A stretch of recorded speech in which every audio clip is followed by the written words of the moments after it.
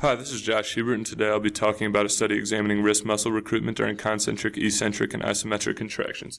First, we can begin by thinking about EMG specifically in the context of its ability to produce data representative of general muscle function. So with EMG data, we have effectively measured the motor unit recruitment of a muscle group in the form of the action potentials it has generated. And for the purpose of this study, the motor unit action potentials we measured were considered relative to those present during a maximal voluntary contraction, or MVC. As stated in class, when the demand in the form of an external force placed on a muscle increases, recruitment also increases. And because wrist muscle architecture and moment arm positions at the joint play important roles in determining force production capacity, one might be able to deduce force production capacity based on muscle joint characteristics paired with collected EMG data, and further assume that for a given external force demand, muscles with low force production capacities might recruit more motor units to meet a demand than muscles with high force production capacities meeting the same demand.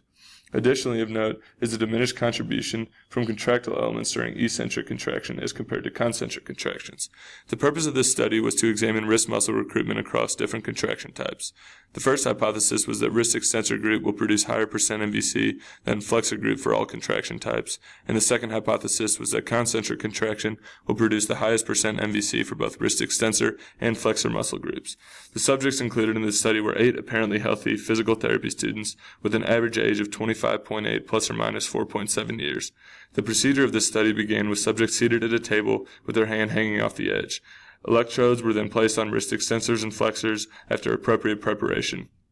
Then an initial MVC value is collected against manual resistance for both flexors and extensors. For all ensuing contractions, a 5-pound weight was used as an external load, and lastly, EMG data were collected for concentric, eccentric, and isometric contractions of the wrist flexors and extensors.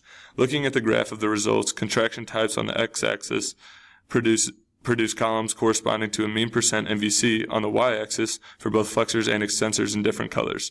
As you can see, mean percent MVCs were highest for both flexors and extensors during concentric contraction, while the wrist extensor group produced a higher mean percent MVC for all contraction types, which is in accord with both hypotheses.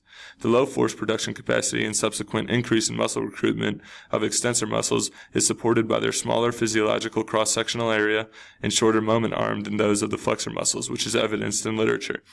And as mentioned before, the greater contribution of contractile elements to a concentric contraction is a firm basis for muscle recruitment to be highest during such a contraction. As these results apply to practice, clinicians should understand differences in wrist muscle architecture and their application to normal musculoskeletal function in contrast with neuromuscular and arthritic disorders. Lastly, concentric contractions may be most appropriate for neuromuscular retraining as a means of maximizing motor unit recruitment.